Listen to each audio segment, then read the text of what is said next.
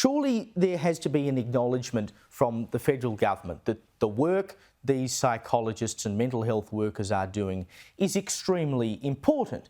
And not only should they be paid super, perhaps they should be paid more super. I mean, generally, if you work in the public service, you get 15% super, which is more than you get in the private sector. I think, as you say, it shows exactly how much they really care about this, which would seem to be not all that much. Yeah, this goes beyond a policy issue. It's a crisis that reflects the government's inability to prioritise the welfare of veterans, just as you say. You look at the statistics here, what was reported to us from the Royal Commission is that 3 soldiers, 3 veterans, current and former serving, take their life every fortnight. And look at that from a statistic level. The interim report was dropped in August 2022, I believe. And the statistical equivalent of that is 150 lives. And the final report being dropped in September this year, do the math on that, that's what, 20 lives. And these are people that I could have known. And to be frank, I advocate very strongly in this space because I'm sick of my mates killing themselves. Well, Tony Burke said that wage theft should be a criminal offence. I mean, by that standard, surely the federal government should be up on charges.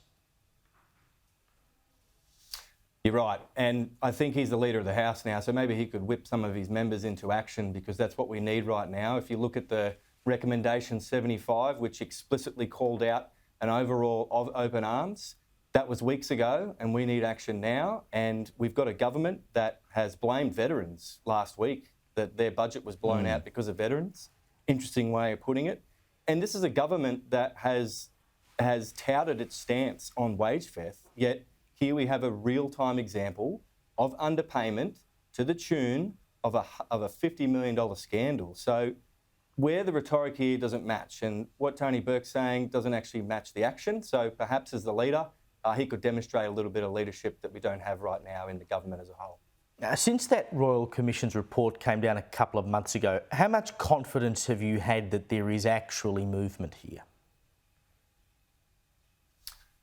I think this is a prime example to show why I think I've got zero confidence. I think the more critical ones, I addressed these on the show the other day, recommendations 71 and 72 were very critical to addressing key issues that we're having that are causing this national crisis, and they were agreed in principle. And we talked about that in detail last time, but even the things that are agreed in detail, which includes, as I said, recommendation 75, days later, we're now looking at a $50 million scandal that is the exact opposite to what we would expect from this.